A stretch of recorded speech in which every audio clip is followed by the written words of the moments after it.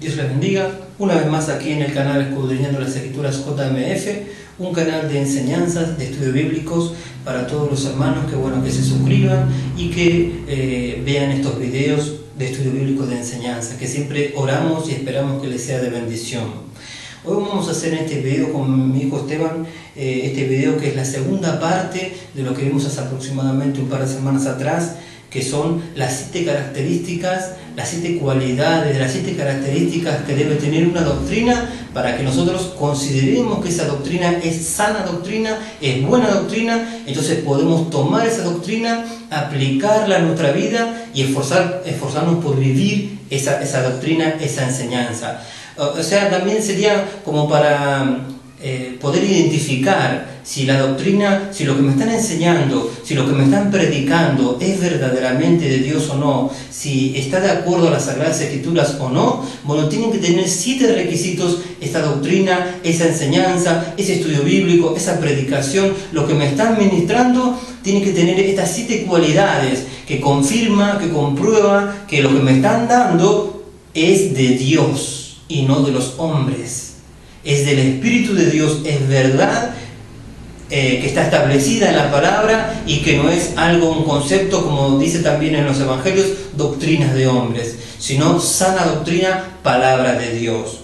Habíamos visto, ¿verdad?, que en el Salmo dice, la ley de Jehová es perfecta, que convierte el alma. Entonces, en otras palabras, la palabra de Dios es perfecta. En la Biblia el número 7 es el número que simboliza la perfección. Entonces, si la Biblia es perfecta, si la ley de Jehová es perfecta, entonces todo lo que viene de la palabra de Dios va a ser perfecto, viene en esa misma línea. Entonces toda doctrina tiene que ser perfecta, tiene que tener 7, el número 7, como vimos la otra vez, 7 cualidades, 7 características que a mí me confirman que viene de la palabra de Dios. Y por eso puede convertir mi alma, por eso puede transformar mi vida. La ley de Jehová es perfecta, que convierte el alma. La sana doctrina, la verdadera doctrina que viene de la palabra de Dios, del Espíritu de Dios, tiene el poder de transformar nuestra vida, tiene el poder de cambiar nuestro ser.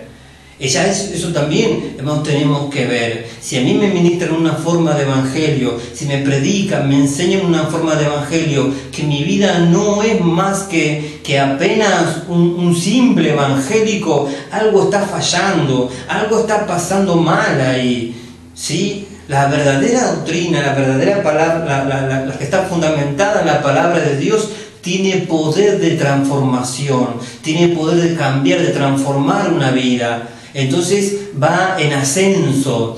La vida del creyente que está siendo ministrado por una sana doctrina siempre va a ir en ascenso, más transformación, más cambio, ¿sí? Hasta llegar a la estatura de la plenitud de Cristo, como dice Efesios.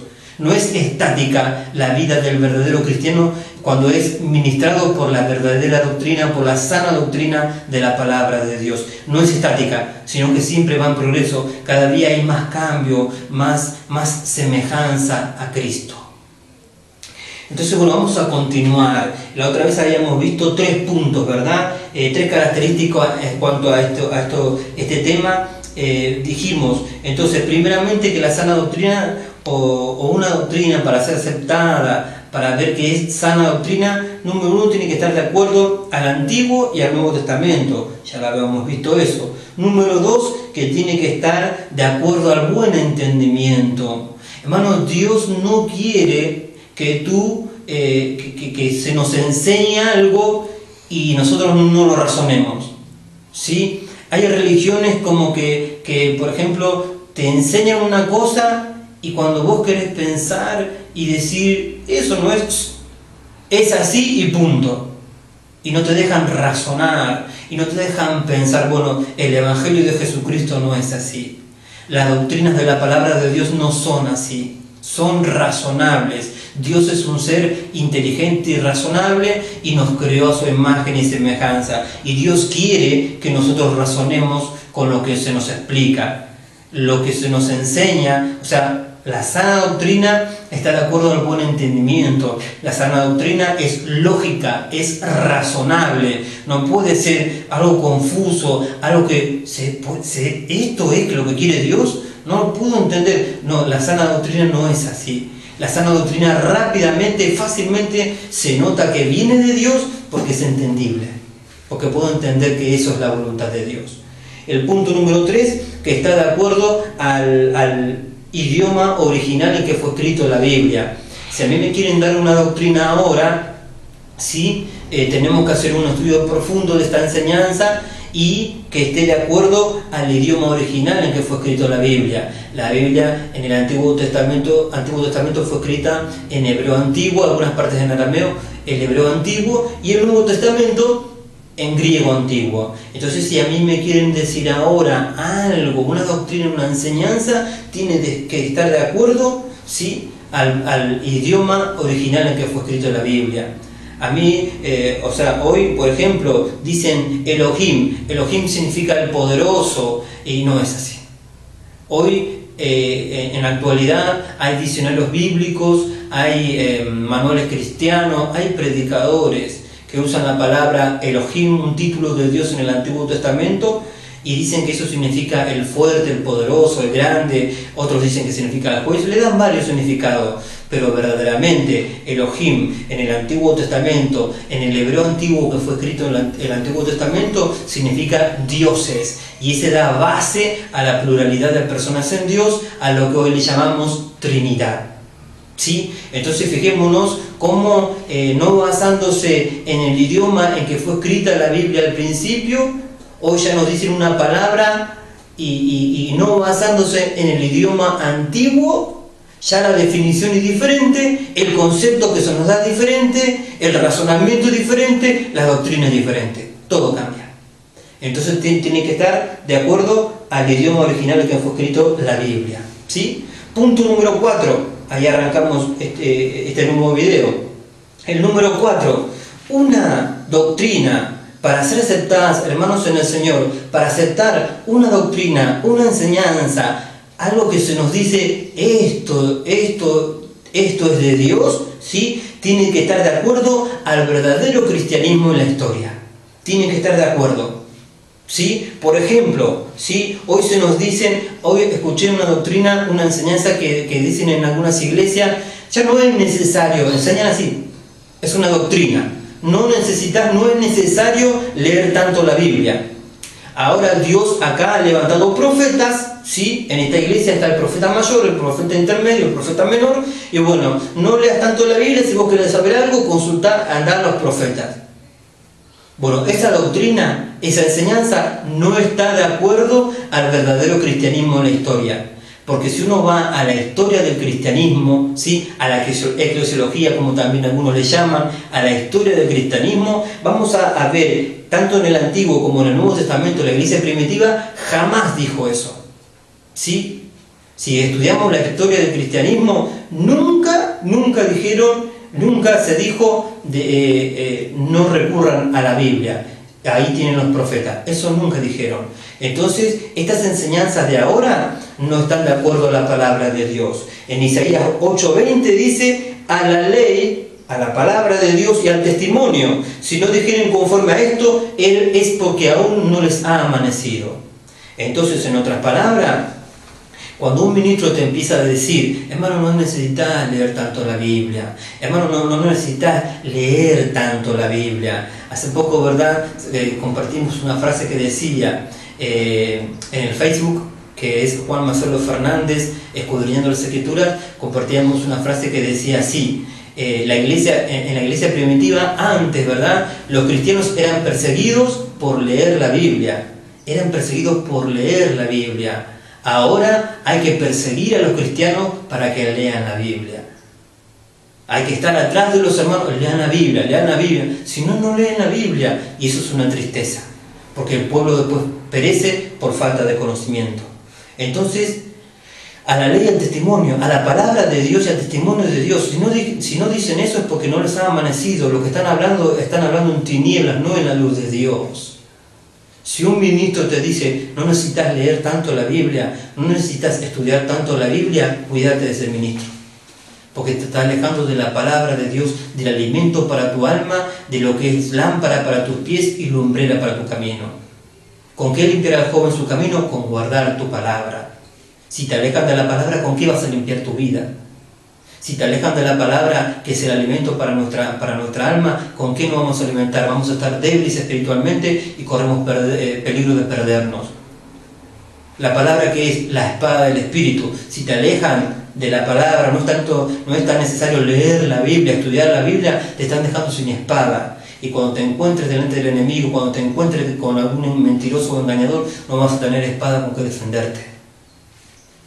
Medita bien, querido hermano que estás mirando esto, hermana, hermano, nadie, si nos alejan de la Biblia, esa enseñanza no es de Dios.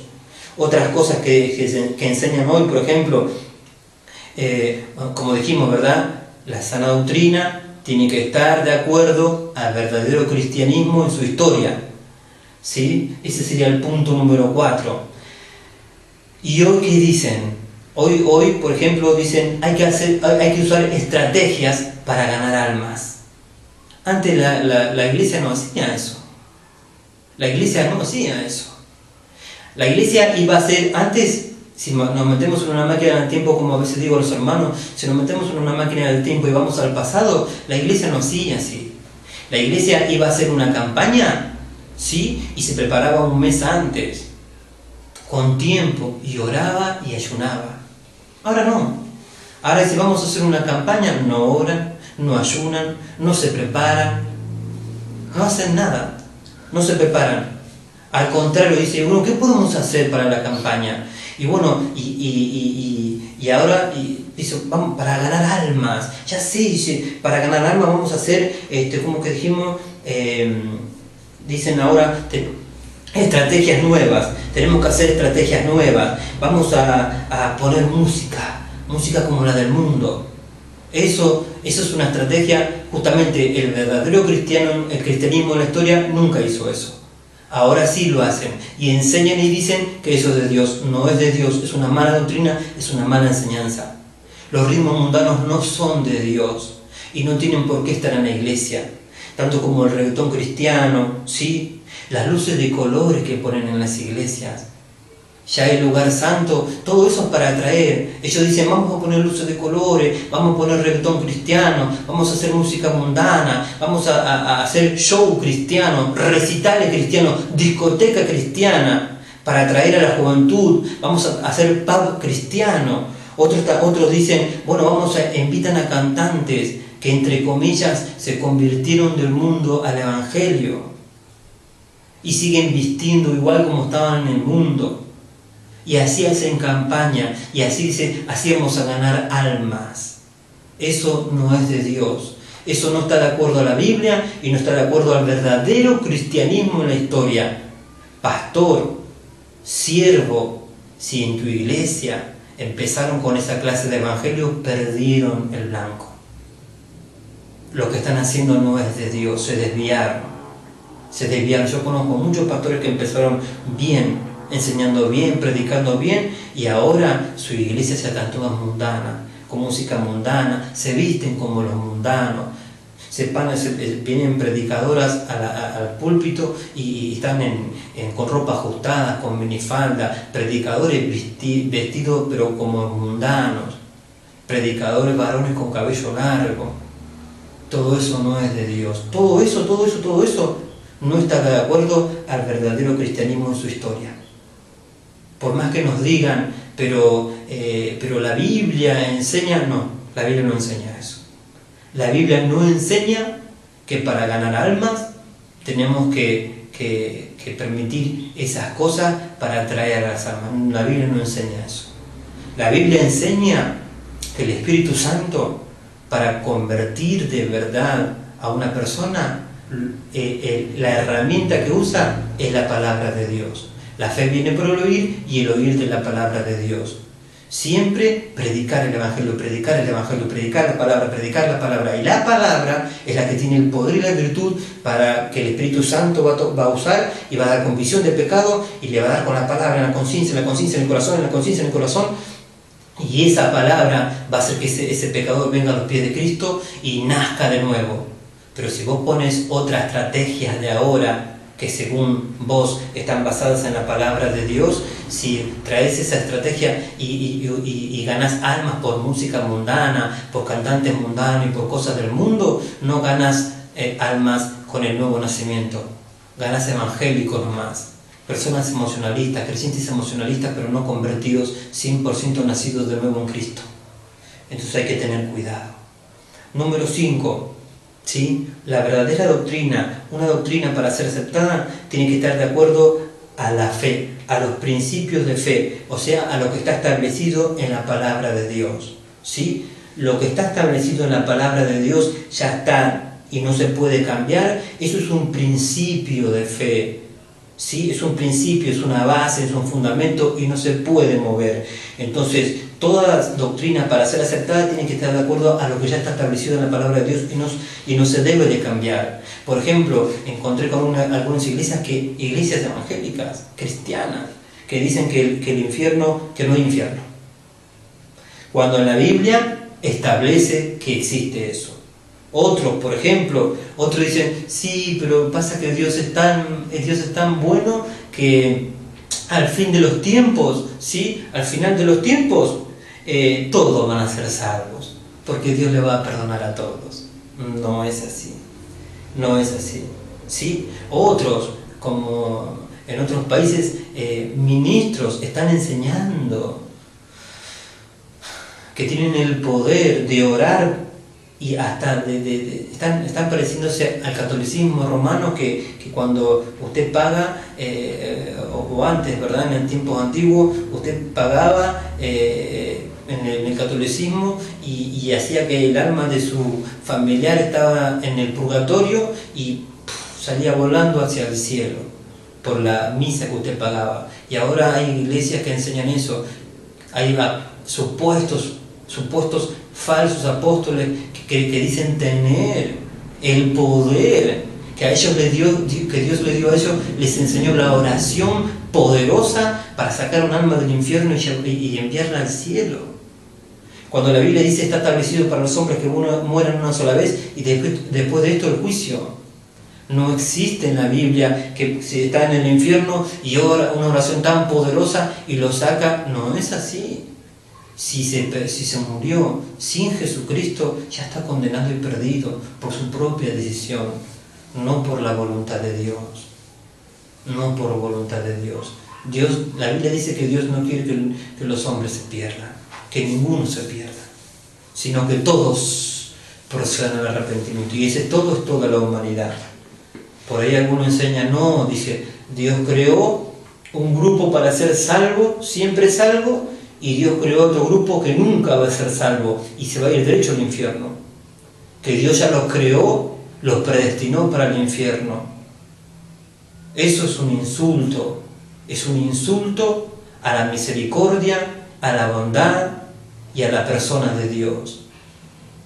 No puedo yo aceptar bajo ningún concepto, bajo ningún principio, bajo nada, que Dios haya creado a un grupo de personas para el infierno, en forma inevitable, negándoles ya desde la eternidad el derecho y la posibilidad de arrepentirse y convertirse y ser salvo. Dios no es así. Si no, verdaderamente Dios sería injusto. Supongamos, ¿verdad? Esto en cuanto a la doctrina salvo siempre salvo, que algunos dicen el que es predestinado para el cielo es predestinado para el cielo y el que es predestinado para el infierno es predestinado para el infierno. En la Biblia en ningún lugar dice que es predestinado para el infierno. Habla de predestinación para salvación, sí, pero no salvo siempre salvo. Y no habla de predestinación para el infierno. En ningún lado de la Biblia habla de predestinación para el infierno. No la habla. Porque si nosotros nos trasladásemos, como decía, ¿verdad?, una máquina del tiempo, pero en vez de para atrás, para el futuro, y estaríamos ahora delante del gran trono blanco, en la eternidad, ¿verdad?, en el juicio final, Imaginémonos que yo fuese de esos que dicen que Dios me creó para el infierno y por tanto yo no voy a ser salvo nunca porque Dios ya me predestinó para el infierno.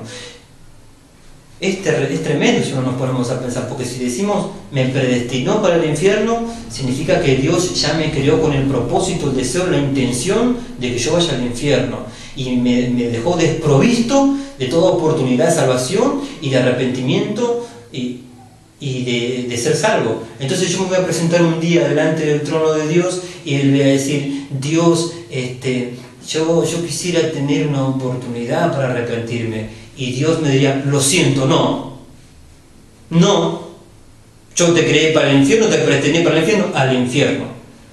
No puede ser así, Dios. Sería injusto. No puede ser. No es como decíamos hace un momento, eso no está de acuerdo al entendimiento. Yo no puedo entender, no puedo concebir un Dios con una personalidad así, no lo puedo concebir, no lo puedo creer.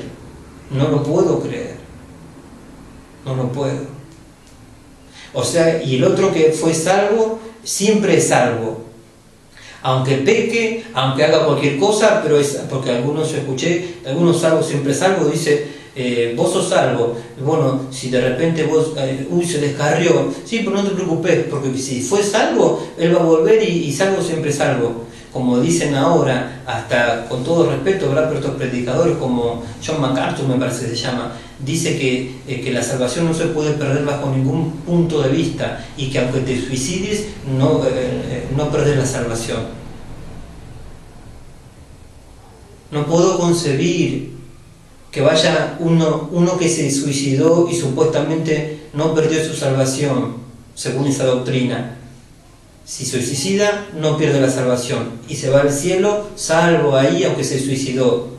Y otro va al cielo que nunca tuvo la posibilidad de arrepentimiento, que Dios lo predestinó para el infierno y lo ponen lado a lado, ¿verdad? Y el que fue predestinado para el infierno le dice: Dios, pero ¿por qué no me diste a mí una oportunidad para arrepentirme? ¿Por qué no me dejaste? ¿Por qué me negaste? Y él, siendo que tú le diste la oportunidad, hasta se suicidó. Y Dios, ¿qué diría?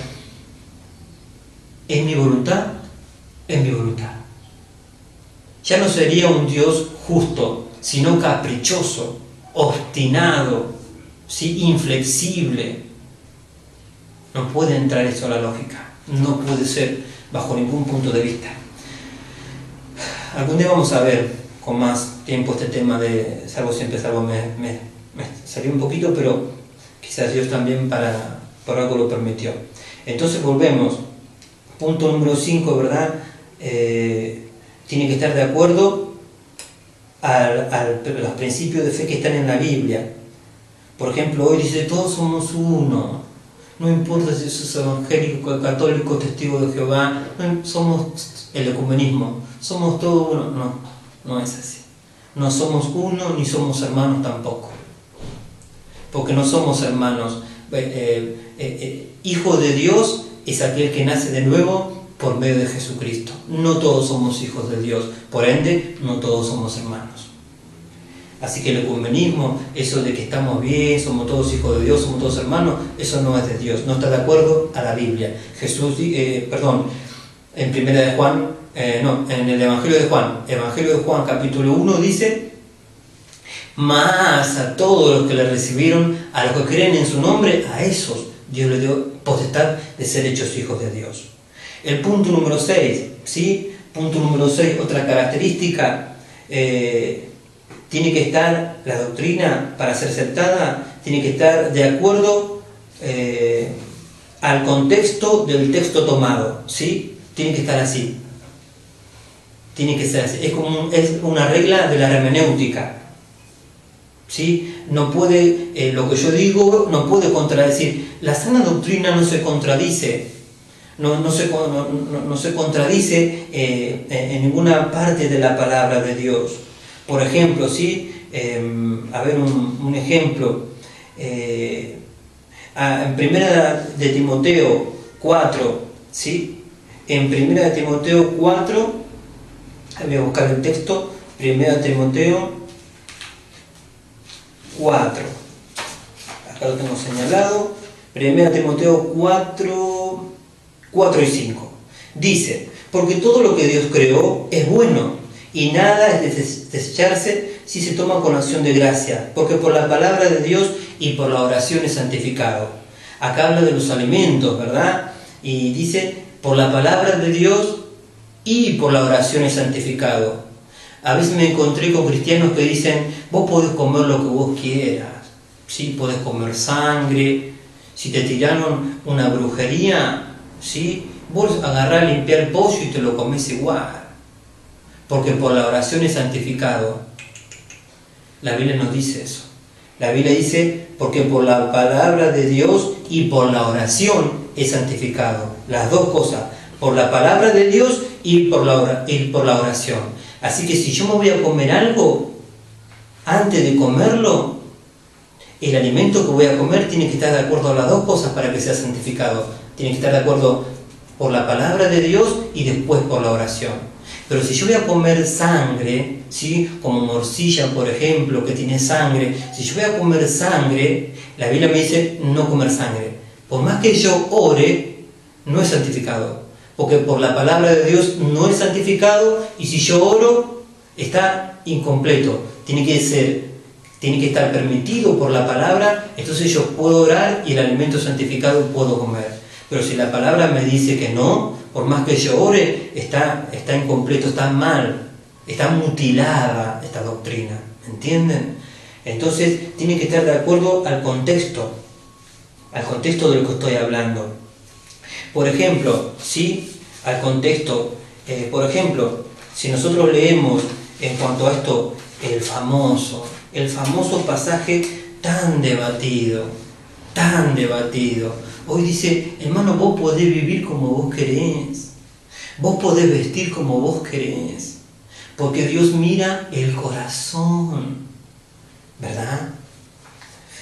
En 1 Samuel 16 dice, ¿verdad? En 1 Samuel 16:7, y Jehová respondió a Samuel, no mires a su parecer ni a lo grande de su estatura, porque yo lo desecho, ¿verdad? Porque Jehová no mira lo que mira el hombre, pues el hombre mira lo que está delante de sus ojos, pero Jehová mira el corazón. Ahora yo les pregunto a todos los que miran este video, hermanos, pastores, ministros, ¿este texto se refiere a la estética, a la forma de vestir, ya que tanto lo usan para eso? ¿Se refiere a eso? No se refiere a eso, porque el contexto, el de arriba, ¿verdad? Dice, 1 Samuel 16:6, Samuel dijo, la palabra dice, y aconteció que cuando ellos vinieron, Samuel vio a Eliab y dijo, de cierto delante de Jehová está su ungido. Entonces, ¿qué me enseña este texto? ¿Qué estaba buscando Dios? ¿Qué quería enseñar acá Dios? ¿La forma correcta de vestir? No. Acá estaba estableciendo la palabra los requisitos que Dios pide o establece cuando va a levantar a un ministro. Porque acá dice que Samuel vio, y acá está el ungido, ¿sí? el rey, el ungido, y Dios dijo, no. Ya que estamos buscando rey, ya que estamos buscando un ungido, no mire los de afuera, mirá los de adentro. Y se dice que acá, otra cosa que se puede entender, ¿verdad? Si Eliab vio y dice, Dios le dijo, no mires a su parecer, se ve que estaba bien. Porque Samuel no iba si Eliab se aparecía delante de Samuel, ¿verdad? Todo sucio, ¿sí? Toda la túnica por sobre las rodillas. Eliab aparecía con una túnica cortita, como mostrando las piernas, como los pantalones cortos que usan los hombres.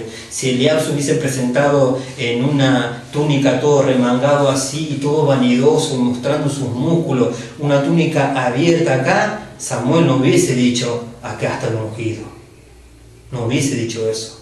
Entonces, si Samuel dijo, acá está el ungido, porque tenía un buen parecer y era grande, ¿verdad? pero Dios le dijo, no mires a su parecer, que se ve que estaba bueno, un buen parecer, ni a lo grande de su estatura, porque yo lo desecho para esto de ser rey, de ser ungido. Pues el hombre dice, mira lo que está delante de sus ojos, pero Jehová mira el corazón. Esto de permitir vestirse como quieren, ¿sí? Y tomar este pasaje, porque Dios mira el corazón, es una mala interpretación de la palabra, es antibíblico, no es conforme a la voluntad de Dios. Es lo mismo que yo tome el pasaje de Abel y Caín para hablar de la Nueva Jerusalén. O yo tome la genealogía de Jesús para hablar de la gran tribulación. No cabe, no entra. Entonces cada pasaje tiene su propósito. Y en 1 Samuel 16 no era que estaban desfilando para ver quién vestía como corresponde, no era así. Solamente Dios estaba buscando un ungido. Y para un ungimiento Dios mira el corazón. Dios mira el corazón. ¿Sí? Entonces hoy los pastores no. Hoy dicen los pastores, vamos a ungir evangelista, vamos a ungir diácono, vamos a ungir, y lo que menos miran es lo interno de los que van a ungir. Pero miran cómo son afuera, si hay buen diezmo, buena ofrenda, miran muchas cosas, las cosas que Dios no ve a la hora de levantar un ungido, de levantar un ministro. Entonces 1 Samuel 16 no habla en cuanto a la estética, sino al principio que debe observarse en el momento de levantar un ministro o un colaborador. No verlo de afuera ni al parecer, si tiene una buena corbata, si viste bien y es elegante, no, sino su espiritualidad, sino su personalidad, sino su carácter, su corazón. Así que esto de que Dios mira el corazón y no importa cómo vestís, y dice, no importa cómo vestís, eso no es de Dios. Así que pastor, ministro, hermano que estás mirando esto, si te ministraron eso, si te enseñaron eso, es una mala doctrina. No es una doctrina, ¿sí?, que tiene esta característica de estar de acuerdo al contexto tomado. Está fuera de contexto. Está mal, es una mala interpretación y que Satanás está usando para meter el mundo a la iglesia. Punto número 7, el punto final. Una doctrina, para ser aceptada, ¿sí?, una enseñanza, una predicación, una doctrina, algo, tiene que estar de acuerdo al carácter de Dios. De acuerdo al carácter de Dios. Por ejemplo, hoy dice, Dios hace como quiere. Te enseñan y te predican, Dios hace como quiere. ¿Y vienen con qué? Con la manguera ungida, que está ese video en internet. La manguera ungida. Eso no es del Espíritu de Dios. No es. Porque justamente en el mismo video se ve que el agua que usa este pastor que se fue, yo creo que tristemente cayó de la gracia y estaba dispersando agua, mojaba a las mujeres y se le veía la ropa interior. No está de acuerdo al carácter de Dios. Justamente tiene que estar de acuerdo al carácter de Dios, el carácter moral, santo, justo de Dios. Y a mí me enseñan, no, Dios hace como quiere, y vienen con la manguera ungida, ¿verdad? O dicen a los hermanos, pónganse ahí, y pasan pisando a los hermanos, que dice que así ungen pisando. Ahora el otro día se veía que estaban ungiendo a las personas con gaseosas. Hermano, es preocupante la ceguedad espiritual que está habiendo en la iglesia, es preocupante la apostasía, los ciegos que están muchos, es preocupante, ¿saben por qué? Porque no dicen a la ley y el testimonio, porque están lejos de la palabra, porque no leen la palabra, porque no escudriñan la palabra. Para ungir a una persona, en Santiago dice, ungirlo con aceite. En el Antiguo Testamento siempre se ungía con aceite. ¿Por qué? Porque el aceite es símbolo del Espíritu Santo. Ahora, si yo unjo a una persona con una gaseosa, una Coca-Cola o un puré de tomate o con lo que sea, ¿qué simbolismo tiene eso en cuanto al Espíritu de Dios? No tiene ningún simbolismo, ¿me entienden? Y esto sí que es importante. Esto sí que es importante. Fijémonos, ¿verdad? Es importante. Una vez escuché de un pastor que decía, no, los elementos no importan. Los elementos no importan. Otra vez me dijo, lo importante es el corazón. Encima más, una vez un pastor me dijo, a mí Dios me reveló Dios me reveló a la congregación entera. Dios me reveló que lo importante no son los elementos, sino el corazón. Eso no es de Dios. Esa revelación no fue de Dios. Porque sí que son importantes los elementos. Por algo Dios estableció esos elementos. Si dijo, únjalo con aceite, únjalo con aceite. Si Dios dijo, ordenó así, hágalo así. ¿Quiénes somos nosotros para agarrar y traer algo nuevo y cambiarlo de Dios? Está mal eso. Yo puedo ungir a una persona con otra cosa que no sea aceite. El aceite tiene un propósito. Es como lo que pasó con Caín y Abel. Caín trajo un cordero, ¿por qué? Porque simbolizaba a Cristo. Caín, ¿qué trajo? Hortalizas. No tiene nada que ver con Cristo y su obra en la cruz. Entonces eso fue uno de los principios, una de las cosas por las cuales también Dios no miró con agrado la ofrenda de Caín, porque no era lo que él pedía. Desde el principio, de ahí nomás, Génesis 4, Dios ya nos enseñó que si queremos que Él reciba lo que le damos, tiene que estar de acuerdo a lo que Él estableció, no a lo que a mí me parezca o a lo que a mí me guste. Tiene que estar de acuerdo a lo que a Dios le guste. ¿Sí? Así que entonces una doctrina tiene que estar de acuerdo al carácter de Dios. Hoy a veces vemos videos, a veces vemos en persona, vemos en las iglesias desórdenes y se empiezan a revolcar en el piso, tiran el atril, se pisan, se empujan. Y usted va y se acerca a veces y dice, ¿qué es eso? Y sabe lo que enseña y dice, mira, esto te digo, esto conforme a la palabra de Dios, esto es el Espíritu de Dios, porque Dios hace como Él quiere. Porque Dios a veces desordena para ordenar. ¿Dónde dice eso la Biblia? ¿Dónde?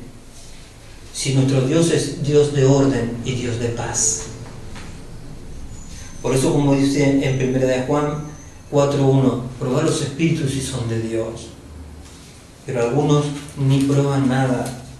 Y terminamos con este pasaje en 2 de Corintios 11.